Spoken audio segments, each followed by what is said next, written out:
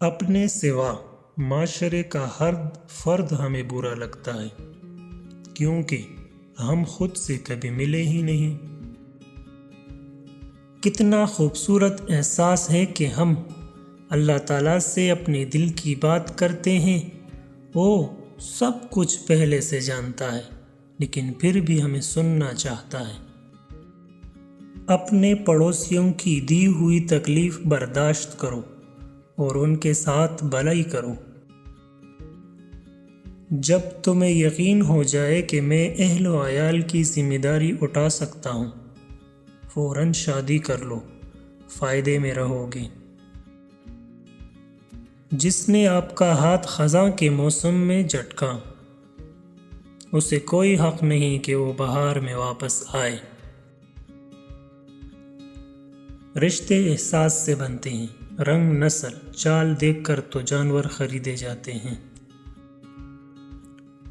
زندگی میں کبھی اس انسان کو مت کھونا جو غصہ ہونے کے باوجود بھی آپ کو اکیلا نہ چھوڑے۔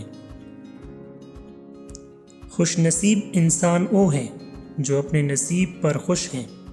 پریشانی حالات سے نہیں، خیالات سے پیدا ہوتی ہے۔ سب سے بڑی قوت برداشت ہے۔ تربیت میں کوٹ ہو تو انسان نہیں حیوان پروان چڑھتے ہیں۔